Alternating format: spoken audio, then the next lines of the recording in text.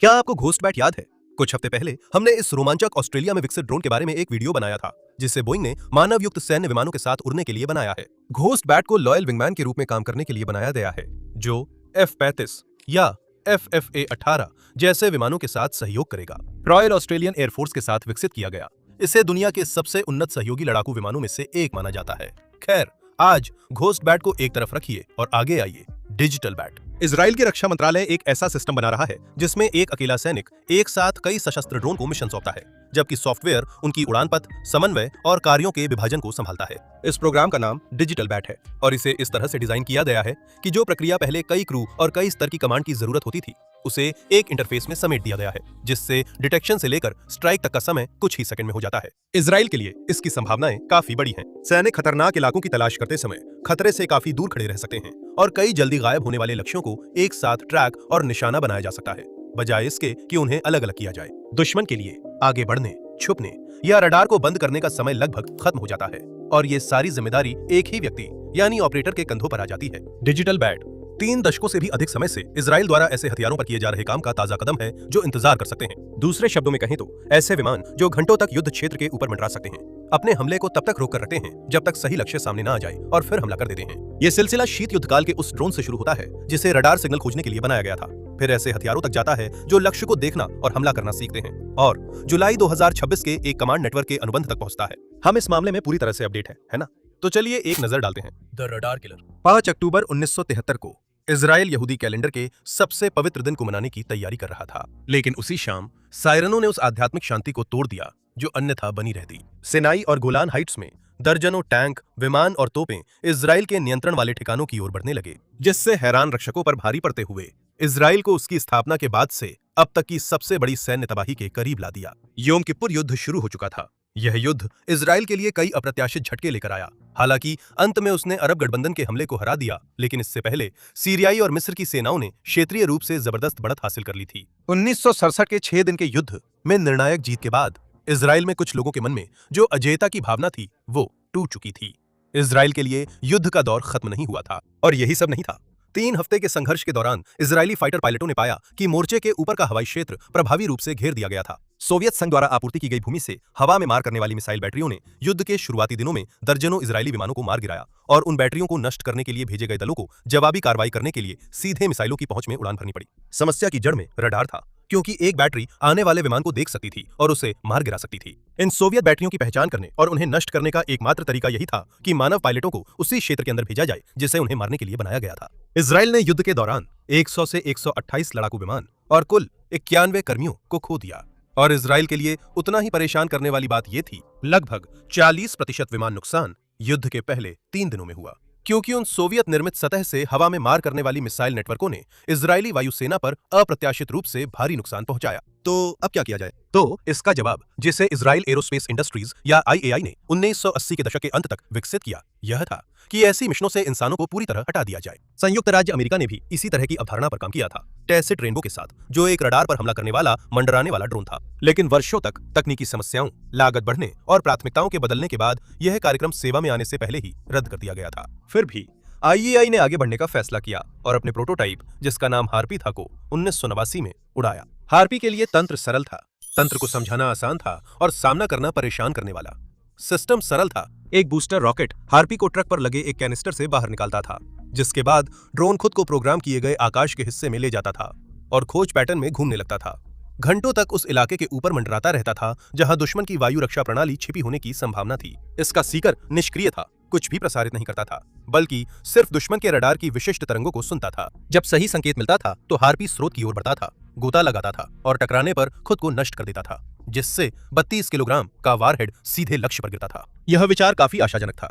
Harpy लगभग 9 घंटे तक हवा में रह सकता था और लगभग 500 किलोमीटर की एक तरफा यात्रा कर सकता था, यानी लॉन्च ट्रक कभी भी उन मिसाइलों के पास नहीं आता था जिनका वह शिकार कर रहा था। यौम किपुर युद्ध में खोए गए 91 कर्मियों में न केवल विमान चालक दल के सदस्य शामिल थे, बल्कि कई दर्जन ग्राउंड क्रू सदस्य भी थे। ये निश्चित रूप से उत्साहजनक था। दूसरी तरफ दुश्मन के रडार दल के लिए यह इतना सुकून देने वाला नहीं था। एक वायु रक्षा रडार को विमान का पता लगाने के लिए प्रसारण करना पड़ता है। हर प्रसारण पर वो मंडराते हथियार को ठीक वही संकेत देता था जिसका वो इंतजार कर रहा था। स्विच ऑफ करना दल को कुछ समय के लिए बचा सकता था, लेकिन एक शांत रडार जाहिर तौर पर किसी की रक्षा नहीं करता। यह बैटरी को अंधा और निष्क्रिय छोड़ देता है, जबकि दुश्मन के जेट ऊपर से गुजरते रहते हैं। इसके अलावा स्विच ऑफ करना सीमित उड़ान क्षमता वाले सीकर के खिलाफ कुछ सुरक्षा दे सकता था, लेकिन हार्पी बस इंतजार कर सकता था घंटों तक, जब तक ऑपरेटर अपना सेट फिर से चालू न कर दें। कुछ वैसे ही जैसे एक बाज अपने शिकार के लिए आसमान में चक्कर लगाता है। हार्पी ने लगभग 1990 में इजरायली सेवा में प्रवेश किया और इसे व्यापक रूप से पहली ऑपरेशनल लोइटरिंग म्यूनिशन के रूप में माना जाता है। इजराइल ने बाद में हार्पी के शुरुआती ऑपरेशनल इतिहास को अत्यंत गोपनीय रखा। ये आज भी उपयोग में है, लेकिन 1990 के दशक की शुरुआत में इसके परिचय के बाद से अब तक कोई आधिकारिक रूप से स्वीकार किया गया युद्धक इस्तेमाल नहीं हुआ है। फिर भी हार्पी एक निर्यात सफलता बन गया और 1990 के दशक में इसे चीन, तुर्की, दक्षिण कोरिया, भारत और अन्य ग्राहकों को बेचा गया। इनमें से एक बिक्री बाद में इजराइल के सबसे महत्वपूर्ण सहयोगी के साथ एक गंभीर संकट में बदल गई, लेकिन उस पर हम बाद में आएंगे। लेकिन सबसे पहले इस हथियार का रूपांतरण हुआ। उन्होंने इसे देखने की क्षमता दी। यह हथियार देखना सीखता है। देखिए, हार्पी के डिजाइन में एक कमजोरी थी। ये केवल उन्हीं उपकरणों को खोज सकता था जो रेडियो फ्रीक्वेंसी ऊर्जा उत्सर्जित करते थे, खासकर वे एयर डिफेंस रडार। एक टैंक कॉलम, एक कमांड पोस्ट, चलते हुए तोपखाने की बैटरी, जो भी इलेक्ट्रॉनिक रूप से चुप रहता था, वो हार्पी के लिए अदृश्य था। तो 2001 से 2005 के बीच IAI ने इसका समाधान निकालते हुए एक उत्तराधिकारी विकसित किया, जिसमें विमान पर एक कैमरा और उस कैमरे के पीछे एक इंसान रखा गया। 2009 में एक नया मॉडल सार्वजनिक रूप से हारोप के नाम से पेश किया गया। हारोप के अगले हिस्से में एक इलेक्ट्रो ऑप्टिकल सेंसर लगा था और ऑपरेटर को लाइव वीडियो स्ट्रीम करता था। वह ऑपरेटर ड्रोन की आंखों से घंटों तक लक्ष्य क्षेत्र को देख सकता था, किसी विशेष वाहन या स्थान को चुन सकता था, हमले की अनुमति दे सकता था और अगर अंतिम क्षणों में कुछ बदल जाता तो विमान के पहले से गोता लगाने के बावजूद हमला रोक भी सकता था। काम का बंटवारा स्पष्ट था। ऑटो पायलट उड़ान, मंडराने और नेविगेशन को संभालता था, जिससे ऑपरेटर को हाथ से उड़ान नियंत्रित करने के काम से छुटकारा मिल जाता था। सेंसर युद्ध क्षेत्र का दृश्य प्रदान करते थे और हर दृश्य रूप से चुने गए लक्ष्य पर अंतिम अधिकार इंसान के पास ही रहता था। इसे रक्षा विश्लेषक इंसान को निर्णय चक्र में रखने की व्यवस्था कहते हैं। सॉफ्टवेयर उड़ान भरता है और खोजता है, इंसान फैसला करता है। इजराइल ने हर आने वाली प्रणाली में इस नीति को सार्वजनिक रूप से बनाए रखा। इसका युद्ध क्षेत्र पर असर काफी बड़ा था। अपग्रेडेड ड्रोन अब उन लक्ष्यों पर भी हमला कर सकता था जो कोई रडार सिग्नल नहीं छोड़ते थे। इससे इसकी मिशन क्षमताएं काफी बढ़ गईं। 2019 में IAI ने दोनों तरीकों को मिलाकर मिनी हार्पी बनाया, जो एक छोटा हथियार है जिसमें पैसिव रडार सीकर और इलेक्ट्रो ऑप्टिकल गाइडेंस दोनों हैं। तब तक कंपनी दावा कर रही थी कि उसकी व्यापक भटककर वार करने वाले हथियारों के परिवार की हजारों यूनिट्स बिक चुकी हैं। अब तक ये तकनीक जानबूझकर अपने आकार में छोटी होती जा रही थी। इसका उद्देश्य था कि यह एयरफोर्स और आर्टिलरी कोर से होते हुए हर सैनिक तक पहुंचे। और इसी तरह 2010 के दशक में इजरायली कंपनियों ने कई तरह के प्लेटफॉर्म पेश किए। IAI के ग्रीन ड्रैगन और रोटॉम, यूविजन के हीरो परिवार, एरोनॉटिक्स के ऑर्बिटर वेरिएंट्स जो ब्रिगेड स्तर के हमलों से लेकर उन हथियारों तक सब कुछ कवर करते हैं जिन्हें एक दस्ते द्वारा बैकपैक से दागा जा सकता है। राफेल का फायरफ्लाई दिखाता है कि मिनिएचराइजेशन कितनी दूर तक गया। फायरफ्लाई एक सूक्ष्म मंडराने वाला आयुध है जिसका वजन केवल 2.2 किलोग्राम है, जिससे लगभग 15 साल की विकास प्रक्रिया के बाद 2020 में IDF के लिए ऑर्डर किया गया था। यह इतना छोटा है कि एक पैदल सैनिक इसे बैकपैक में ले जा सकता है। इसकी सहनशक्ति लगभग 15 मिनट है और इसमें 350 ग्राम का वारहेड है। ये एक जगह पर मंडरा सकता है, कोने के आसपास वीडियो भेज सकता है, यहाँ तक कि दीवार के ऊपर भी, और फिर किसी इमारत के पीछे या ऊपरी मंजिल के अंदर छिपे दुश्मन पर हमला कर सकता है। एक सैनिक के लिए इसने शहरी युद्ध की सबसे पुरानी समस्याओं में से एक को बदल दिया, पता लगाना कि अगली गली में उनके कदम रखने से पहले क्या इंतजार कर रहा है। फायरफ्लाई ने उन्हें पहले देखने की सुविधा दी और यहाँ तक कि आड़ में रहकर हमला करने की भी। और इस तरह 2010 के दशक के अंत तक इजराइल के पास हर स्तर के युद्ध के लिए मंडराने वाले हथियार थे। लंबी दूरी की वायु रक्षा को दबाने, वाहनों और मुख्यालयों पर गहरे हमले और मीटरों में मापी जाने वाली नजदीकी पैदल सेना की लड़ाई। हथियारों की सूची इतनी तेजी से बढ़ रही थी कि उसे समन्वित करने की क्षमता पीछे छूट रही थी और यही जल्द ही अगली पीढ़ी को परिभाषित करने वाला था। हालांकि सबसे पहले इन हथियारों को खुद को साबित करना था। युद्ध क्षेत्र का फैसला। तो 2 अप्रैल 2016 को नागोर्नो कराबाख में मोर्चे की ओर जा रही आर्मेनियाई स्वयंसेवक सैनिकों से भरी एक बस पर अजरबैजानी हारोप ने हमला किया, जिसमें कथित तौर पर 7 लोगों की मौत हो गई। इसे दुश्मन की टुकड़ी के खिलाफ आधुनिक मंडराने वाले आयुध के पहले पुष्टि किए गए घातक उपयोग के रूप में व्यापक रूप से माना जाता है। बाद में जो फुटेज सामने आई उसने निश्चित रूप से सैन्य योजनाकारों का ध्यान आकर्षित किया। दुनिया भर में यह एक ऐसी तकनीक थी जो ज्यादातर केवल ब्रोशर में ही देखी गई थी। इस बात का कोई दस्तावेजी सबूत नहीं था कि ये किसी लापता वाहन को ढूंढ सकता है, उसके पास जा सकता है और उसे नष्ट कर सकता है। लेकिन अब ऐसा सबूत मौजूद था। 4 साल बाद एक बड़ा परीक्षण हुआ। सितंबर 2020 में अजरबैजान ने नागोर्नो कराबाख को वापस लेने के लिए 6 हफ्ते का हमला शुरू किया, जिसमें इजरायली हारोप्स को तुर्की के बेरक्तार बायरक्तर TB2 ड्रोन, तोपखाने, बैलिस्टिक मिसाइलों और एक पूरी जमीनी मुहिम के साथ तैनात किया गया। अजरबैजानी सेना ने एक के बाद एक स्ट्राइक वीडियो जारी किए और टारगेट लिस्ट बहुत बड़ी थी। टैंक, तोपें, कमांड पोजीशन और सबसे महत्वपूर्ण जमीन से हवा में मार करने वाली मिसाइल प्रणालियां, जिन्हें आसमान को सुरक्षित रखने के लिए लगाया गया था। उनके सामने अर्मेनियाई बल भारी रूप से पिछड़ गए थे, जो मुख्य रूप से पुराने सोवियत युग के उपकरणों, सीमित इलेक्ट्रॉनिक युद्ध क्षमताओं और तुलनात्मक रूप से बहुत कम आधुनिक वायु रक्षा प्रणालियों पर निर्भर थे। जहां कभी सोवियत हथियार इजरायली सैन्य तकनीक के मुकाबले में साबित हो सकते थे, अब ऐसा साफ तौर पर नहीं था। इजराइल ने 3 दशकों में जिस प्रणाली को निखारा था, वो बिल्कुल वैसे ही काम कर रही थी जैसे उसे डिजाइन किया गया था। हर्प्स युद्ध क्षेत्र के ऊपर घंटों तक मंडरा सकते थे, कीमती उपकरण के हिलने या किसी रडार के सिग्नल भेजने का इंतजार कर सकते थे, फिर तेज कोण से गोता लगाते थे, जिससे अर्मेनिया की सोवियत युग की रक्षा प्रणालियां कभी कवर करने के लिए बनाई ही नहीं गई थीं। S-300 बैटरी अर्मेनिया के शस्त्रागार में सबसे महंगी प्रणालियों में से एक है और इसे एक ड्रोन द्वारा नष्ट किया जा सकता है, जिसकी कीमत उसकी तुलना में बहुत कम होती है और कई ऐसी बैटरियां नष्ट भी की गईं। अर्मेनियाई सैनिकों ने ऊपर लगातार गूंजती इंजनों की आवाज और इस बात की जानकारी का वर्णन किया कि ऊपर से दिखने वाली कोई भी चीज किसी भी पल निशाना बनाई जा सकती है, दिन दर दिन, और वे इसके खिलाफ लगभग कुछ भी नहीं कर सकते थे। अर्मेनिया के अपने नेतृत्व ने इस असंतुलन को खुले तौर पर स्वीकार किया। एक वरिष्ठ अधिकारी ने युद्ध क्षेत्र को बेहद असमान बताया। 2020 के नागोर्नो कराबाख युद्ध में अजरबैजान की जीत में इजरायली लॉइटरिंग मिशन एक प्रमुख तत्व था। फिर भी परिणाम तुर्की ड्रोन द्वारा टोही और हमले के मिशन उड़ाने पर भी निर्भर था। सघन तोपखाना, प्रभावी खुफिया जानकारी और जमीनी बल, जिन्होंने क्षेत्र पर कब्जा किया और उसे बनाए रखा। संयुक्त हथियारों वाला युद्ध, जिसमें ड्रोन सबसे अधिक दिखाई देने वाला साधन था, न कि पूरी तस्वीर। विश्लेषकों ने नागोर्नो कराबाख को व्यापक रूप से पहली ड्रोन युद्ध के रूप में वर्णित किया। यह फैसला कि बिना चालक के सिस्टम परिणाम के लिए कितने केंद्रीय हो गए थे, न कि यह दावा कि उन्होंने अकेले लड़ाई लड़ी। हर जारी किए गए वीडियो में एक सस्ता, खर्च कर देने लायक विमान दिखाया गया, जो ऐसे उपकरण को नष्ट कर रहा था जिसकी कीमत करोड़ों में थी और जिसे बदलने में सालों लग जाते। और रक्षा मंत्रालयों ने लगभग हर जगह कुछ स्पष्ट निष्कर्ष निकाले। संदेश साफ था, युद्ध क्षेत्र में ऐसा प्रमाण था जिसने लॉइटरिंग मिशन को एक विशेष इजरायली तकनीक से बदलकर ऐसी क्षमता बना दिया था जिसे दुनिया भर की सेनाएं तुरंत खरीदना, कॉपी करना या उसका मुकाबला करना चाहती थीं। और उस मांग में आई तेजी ने इजराइल के निर्यात कारोबार को कहीं ज्यादा कड़ी नजर मिला दिया। निर्यात के खिलाफ तीखी प्रतिक्रिया। यहाँ राजनीतिक खतरा असल में कई साल पहले ही सामने आ गया था, जब कोई भी युद्ध का वीडियो मौजूद नहीं था और ये संकट एक सामान्य रखरखाव अनुबंध से शुरू हुआ था। चीन ने 1990 के दशक में वॉशिंगटन की जानकारी में IAI से हार्पी ड्रोन खरीदे थे और 2000 के शुरुआती वर्षों में बीजिंग ने इन ड्रोन्स में से कई को अपग्रेड और मरम्मत के लिए वापस इजराइल भेजा था। लेकिन जब पेंटागन को 2004 में इस व्यवस्था के बारे में पता चला, तो वह बिल्कुल भी खुश नहीं था। चीनी हाथों में एक बेहतर रडार मारने वाला ड्रोन एक ऐसा हथियार था जो ताइवान को लेकर भविष्य में होने वाली किसी भी संभावित टकराव में अमेरिकी जहाजों और विमानों के लिए खतरा बन सकता था। और वॉशिंगटन ने उस तरह का दबाव बनाया जैसा इजराइल ने शायद ही कभी अपने सबसे करीबी सहयोगी से झेला हो। अमेरिका ने इजराइल को रक्षा सहयोग के कई हिस्सों से बाहर कर दिया, जिसमें F-35 फाइटर प्रोग्राम के कुछ पहलू भी शामिल थे, जब तक कि यह मामला सुलझ नहीं गया। यह विवाद इजरायली रक्षा प्रतिष्ठान के सबसे ऊंचे स्तर तक पहुंच गया। पेंटागन ने इजराइल के रक्षा मंत्रालय के महानिदेशक अमोस यारोन के इस्तीफे की मांग की। इजराइल ने तुरंत प्रतिक्रिया दी। उसने चीनी ड्रोन से मुख्य पुर्जे जब्त कर लिए, अपग्रेड को पूरी तरह से रद्द कर दिया और टूटे हुए अनुबंध के लिए बीजिंग को मुआवजा देने पर सहमति जताई।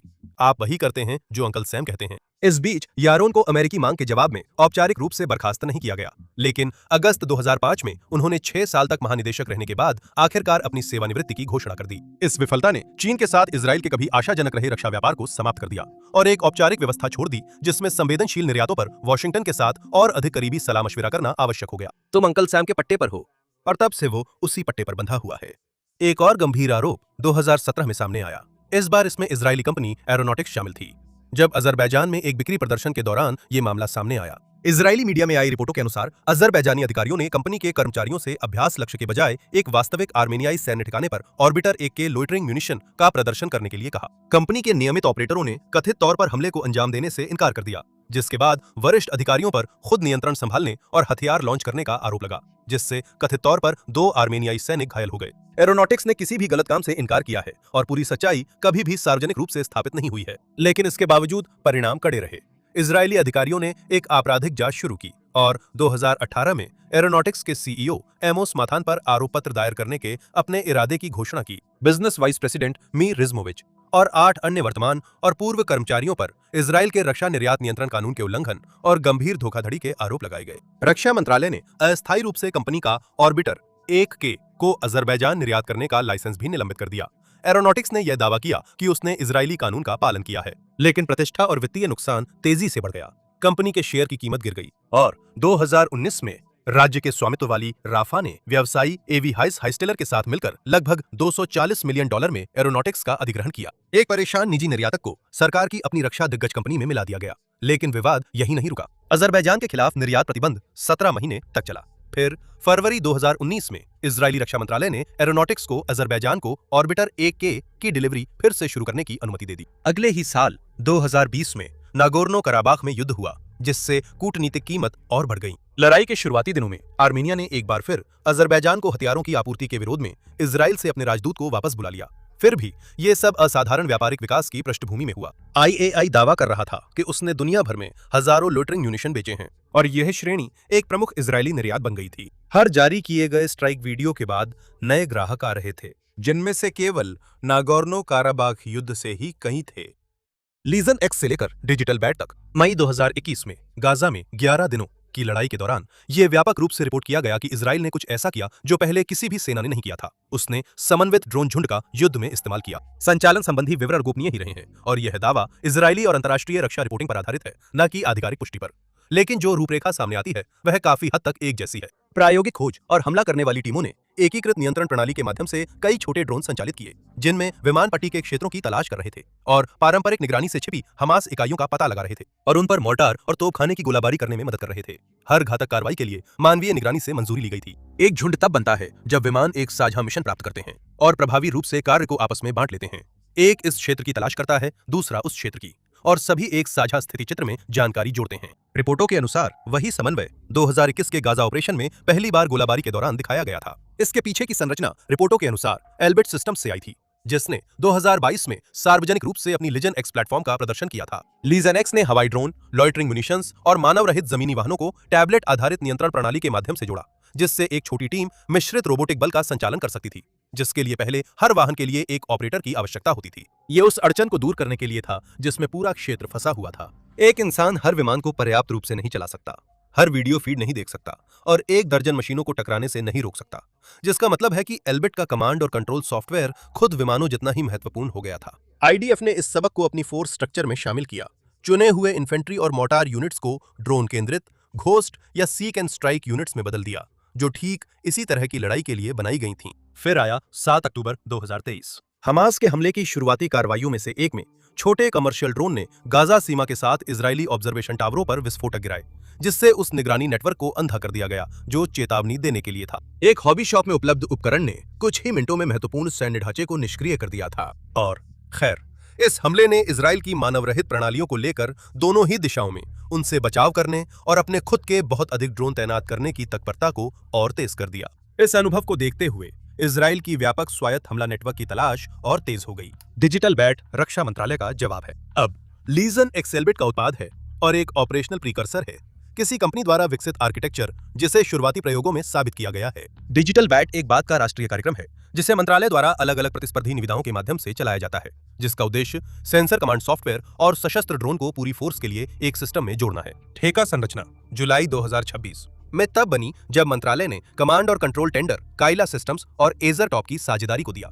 एजर टॉप एक इजरायली डिफेंस टेक स्टार्टअप है जिसे एक अमेरिकी प्रतिस्पर्धी के ऊपर चुना गया था। ड्रोन खुद पहले ही तय किए जा चुके थे। इजरायली कंपनी X10 ने पहले का टेंडर अलग से जीता था। काइला की स्थापना 7 अक्टूबर के हमलों के बाद इजराइल के टेक्नोलॉजी सेक्टर के अनुभवी लोगों द्वारा की गई थी, जबकि एजर टॉप को यूनिट 8200, जो कि सेना की सिग्नल इंटेलिजेंस शाखा है, के पूर्व सदस्यों ने बनाया था। इस तरह ये ग्राउंड यूनिट्स के लिए मल्टी ड्रोन कंट्रोल सॉफ्टवेयर चलाने के मौजूदा अनुभव के साथ आया।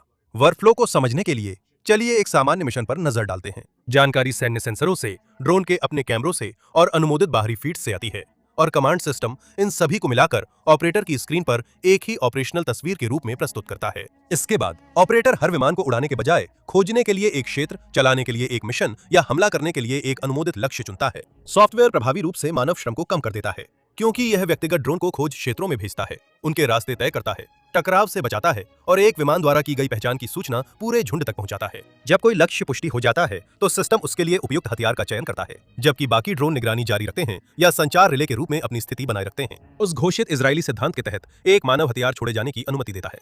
सिस्टम को इस तरह भी डिजाइन किया जा रहा है कि अगर लिंक पर हमला हो जाए तो भी काम कर सके। निर्धारित बाहरी स्वायत्तता ड्रोन को यह सक्षम बनाएगी कि जब ऑपरेटर से कनेक्शन कमजोर हो जाए या टूट जाए तब भी वे नेविगेट करते रहें और अपने सौंपे गए कार्यों को पूरा करते रहें। यह आधुनिक युद्ध क्षेत्रों में होने वाले जैमिंग का सीधा जवाब है। संचार खो जाने की स्थिति में भी ड्रोन उड़ान और खोज जारी रख सकते हैं। हमला करने की अनुमति अभी भी एक मानव के पास ही रहती है। इस प्रोग्राम से जुड़ी प्रदर्शन संबंधी दावे काफी प्रभावशाली हैं। रिपोर्ट्स के अनुसार आइसोटोप एक ही ऑपरेटर को एक साथ 6 या उससे अधिक ड्रोन संचालित करने में सक्षम बनाता है और इसके सॉफ्टवेयर को IDF इन्फेंट्री ब्रिगेड्स में आधे मिलियन से अधिक घंटे के कॉम्बैट फ्लाइट अनुभव का श्रेय दिया जाता है। दोनों आंकड़े कंपनी और प्रोग्राम के बयानों से आए हैं, न कि स्वतंत्र सत्यापन से, इसलिए हमें विवरण की पूरी जानकारी नहीं है। ड्रोन का सटीक मिश्रण गोपनीय है। सिस्टम अभी विकास में है और पहले प्रोटोटाइप ड्रोन झुंड के अगले 1 से 2 सालों में उड़ान भरने की उम्मीद है। हालांकि प्रोग्राम का उद्देश्य काफी स्पष्ट है। डिजिटल बैट का उद्देश्य एक सैनिक को स्क्रीन का उपयोग करने वाले मिशन कमांडर में बदलना है, जो एक साथ कई तेजी से आगे बढ़ते खतरों का जवाब दे सके, जबकि सॉफ्टवेयर उड़ान और समन्वय का सामान्य बोझ संभाले। क्या बाकी दुनिया की सेनाएं ऐसे सिस्टम को रोक सकती हैं? खैर, अब हम इसी पर बात करेंगे। स्वावरोधी होड़, नागोर्नो कराबाख से मिला युद्ध क्षेत्र का सबूत और दशकों से इजरायली निर्यात ने दुनिया की प्रमुख सेनाओं में लॉइटरिंग म्यूनिशन को सामान्य बना दिया। फिर भी समानांतर कार्यक्रम हर जगह विकसित होने लगे हैं। चीन ASM 301 सिस्टम का इस्तेमाल करता है, जो उस हार्पी जैसा है जिसे उसने पहले खरीदा था, जबकि तुर्की छोटे अटैक क्वाडकॉप्टरों की कार्गो सीरीज बना रहा है। ईरान ने शाहिद सीरीज के वन वे अटैक ड्रोन बड़ी संख्या में बनाए। रूस ने लैंसेट का युद्ध में बड़े पैमाने पर इस्तेमाल किया है और संयुक्त राज्य अमेरिका ने स्विच ब्लेड को तैनात किया है। ये सभी लगातार अपनी सफलताओं को विकसित करते जा रहे हैं। इनमें से कुछ सीधे तौर पर इजरायली डिजाइनों पर आधारित हैं और कुछ स्वतंत्र काम से निकले हैं, लेकिन नतीजा दोनों ही मामलों में एक जैसा है। जिस हथियार वर्ग की शुरुआत इजराइल ने की थी, वो अब सबके पास मौजूद है। इससे अग्रणी देश को एक रणनीतिक उलटफेर का सामना करना पड़ता है। अब इजराइल को ठीक उसी तरह के सस्ते वन वे ड्रोन और समन्वित हमलों से अपनी सेना, ठिकानों और बुनियादी ढांचे की रक्षा करनी होगी, जिन्हें उसने दुनिया के सामने पेश किया था। और 7 अक्टूबर को सीमा पर निगरानी टावरों पर हुए हमलों ने दिखा दिया कि इसके लिए कितने कम उपकरणों की जरूरत होती है। रक्षात्मक मुकाबला पहले से ही पूरी तरह शुरू हो चुका है, जो एक साथ कई स्तरों पर लड़ा जा रहा है। इलेक्ट्रॉनिक जैमर ड्रोन और ऑपरेटर के बीच की कड़ी को तोड़ने या नेविगेशन सिग्नलों को बाधित करने की कोशिश करते हैं, जबकि GPS डिनाइल और स्पूफिंग विमान को उसकी स्थिति का गलत एहसास कराते हैं, उसे गलत निर्देशांक देते हैं या फिर कुछ भी नहीं देते। यह जैमिंग असफल हो जाती है। रक्षाकर्मी सीधे विमान को बंदूकों से, इंटरसेप्टर ड्रोन से और राफेल के ड्रोन डोम जैसे सिस्टम से नष्ट करने का सहारा लेते हैं, जिसमें रडार डिटेक्शन को जैमिंग और हार्ड किल विकल्पों के साथ जोड़ा जाता है। लेजर हथियार सबसे सस्ता जवाब देने का वादा करते हैं, क्योंकि हर शॉट की लागत उसके पीछे की बिजली से ज्यादा नहीं होती, बशर्ते कि बीम छोटे और तेज लक्ष्यों को उनके पहुंचने से पहले ट्रैक और नष्ट कर सके। इनमें से हर एक रक्षा प्रणाली डिजाइनरों को उसी आर्किटेक्चर की ओर ले जाती है जिसे डिजिटल बैट पहले ही वर्णन करता है। एक ऐसा झुंड जिसके विमान जानकारी साझा करते हैं और कमजोर संचार के बावजूद अपने सौंपे गए कार्यों को जारी रखते हैं। उसमें काटने के लिए कोई एकल लिंक नहीं होता और ना ही अंधा करने के लिए कोई एकल ऑपरेटर होता है, जिसका मतलब है कि एक जैमर या एक टूटी हुई संचार प्रणाली हमले का बहुत कम हिस्सा ही रोक पाती है। उस लचीलापन की भी सीमाएं होती हैं। ऑनबोर्ड स्वायत्तता सेंसर की गलतियों, गलत खुफिया जानकारी या गलत पहचाने गए लक्ष्यों को ठीक नहीं कर सकती, और एक नेटवर्क से जुड़े झुंड में अपनी खुद की विफलता का तरीका होता है, जिसमें कई विमान एक साथ एक ही गलत डेटा पर कार्रवाई करते हैं। अंतिम दबाव उस तकनीकी दबाव को और बढ़ा देता है। दसियों हजार डॉलर की लागत वाली एक मंडराकर वार करने वाला हथियार लाखों की लागत वाले रडार या सशस्त्र वाहन को नष्ट कर सकती है, और एक रक्षक को बार बार आने वाली लहरों का सामना करते हुए या तो उन नुकसानों को सहना पड़ता है या फिर सस्ते खर्च हो जाने वाले विमानों के खिलाफ महंगे इंटरसेप्टर खर्च करने पड़ते हैं। ऐसी स्थिति में वही पक्ष फायदे में रहता है जो सबसे ज्यादा एयरफ्रेम बना सकता है, और सेनाएं अपने व्यवहार को इसके अनुसार ढाल रही हैं। 90 के दशक में सेना ने जो सबक रडार दलों को सिखाए थे, वे अब सभी पर लागू होते हैं। संक्षिप्त समय के लिए प्रसारण करें, बार बार स्थान बदलें, बिखराव रखें, डिकॉय तैनात करें, और अब मानक बन चुकी इलेक्ट्रॉनिक युद्ध इकाइयों के साथ समर्पित एंटी ड्रोन टीमों को भी तैनात करें। भविष्य की मुठभेड़ों में ये सिस्टम एक दूसरे के खिलाफ होंगे, एक दूसरे के विमानों को खोजने, जाम करने और नष्ट करने की कोशिश करेंगे, इससे पहले कि उनके अपने विमान खोजे जाएं। आखिरी मानव निर्णय तो सिर्फ 3 दशकों में इजराइल एक अकेले ड्रोन से जो रडार सिग्नल सुनता था, एक ऐसे प्रस्तावित राष्ट्रीय नेटवर्क तक पहुंच गया है जो सेंसर, सॉफ्टवेयर, ऑपरेटर और संबंधित मंडराकर वार करने वाले हथियारों को एक सिस्टम में जोड़ता है। इस एकीकरण में ही स्थायी उपलब्धि छुपी है।